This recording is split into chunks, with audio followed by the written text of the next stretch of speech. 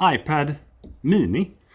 I gotta say, when I first saw that Apple's announced this, I was kind of like, not another iPad. But as I was watching the keynote, it kind of grew on me that this form factor is very interesting for me in my day-to-day work. And it's also something that I kind of been wanting to have because I think my bigger iPad, which is the iPad Pro 12.9 inch, is a little bit too big and my phone is a little bit too small. So this kind of felt like the perfect mid-ground, and that is why I decided to go out and buy this myself. And I thought I'd share some of my first impressions and my thoughts on this iPad so that you know if this iPad is for you or if it's not.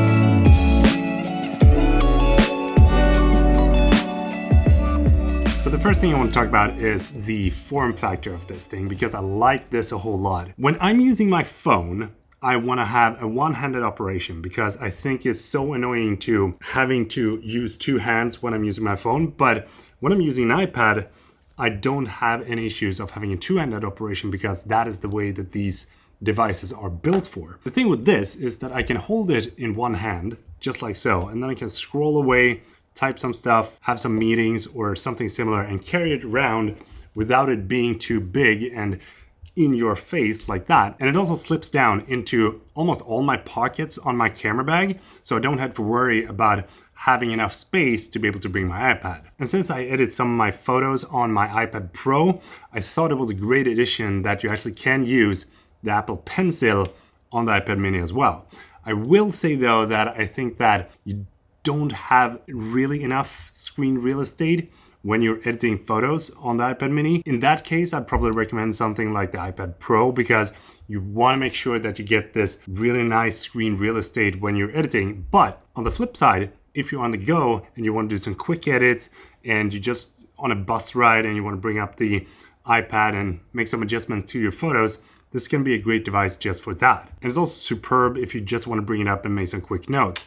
Another thing that I like about this so far is the two-handed operation, because it feels very natural when you're replying to messages, when you're replying to emails. And if I can choose, I usually take out my laptop instead of my iPad when I'm about to do some work and reply to emails and send invoices and all that. But since this is very easy to type on with two hands, it feels like I go for this instead of my iPad. So when I reply to my emails the last few days, I've been using this and it feels so good to be able to sit like this whenever you want to write something nice to a colleague or something overseas. And my hands are pretty big, so this probably will not be perfect for everyone out there, but I do think my thumbs are like a perfect mid-ground here. So when I'm using the keyboard, it feels extremely natural. I also like the weight of this thing because it makes it feel like you can actually use this with one hand holding the iPad and it doesn't tire out your arm as much as a regular iPad would do. And the great thing about having the iPad OS is that you can do some multitasking on this device as well. Just flip it into horizontal mode and you have enough screen real estate to be able to have your email on one side and the browser on the other side, or maybe you want to reply to messages on that one side and then have YouTube on the other side. It's definitely going to be enough space to do those things. I'm personally not a huge fan of the Touch ID. I would rather have it to be Face ID. The screen on this is a little bit so-and-so, I would say.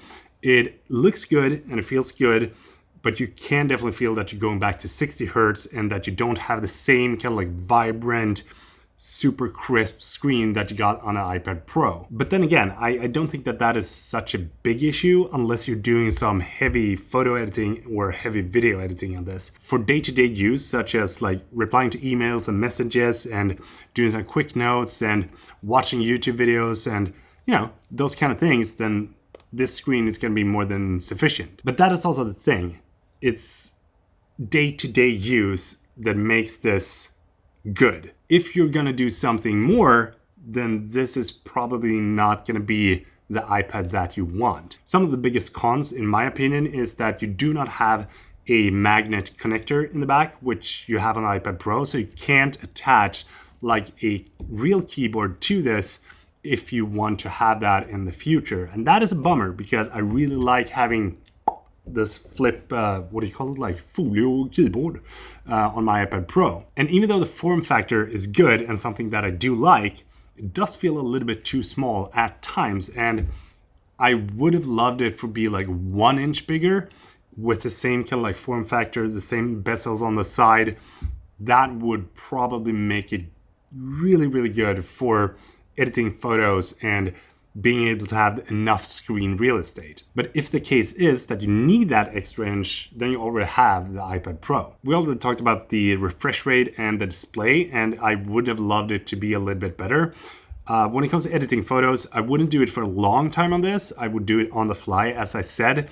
And editing videos, I would say no. When it comes to the camera of this thing, I'm not even going to jump into it because I don't use the camera in my iPads, but I guess it's sufficient, but I wouldn't say it's good. To sum this video up though, I will say that this is probably a perfect device for everyday use and perfect device to sit in the couch, make some quick notes and write some things down, use as a bullet point like tablet that you can have when you're recording your YouTube videos, have on the fly when you're on a shoot. Just bring it up your camera bag and write things down, not having to worry that you're having too much expensive equipment with you on the go. And as I said earlier, I'd rather go for the iPad mini than my regular iPad when it comes to replying to emails and that kind of stuff.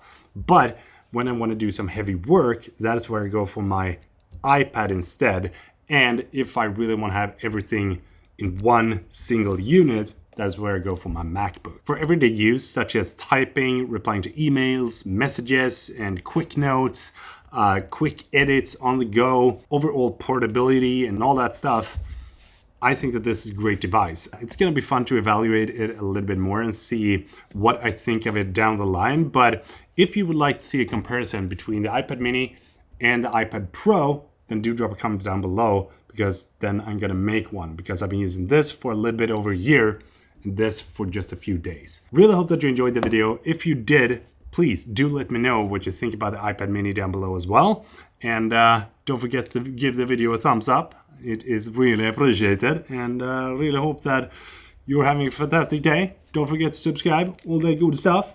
Peter from Sweden is saying goodbye.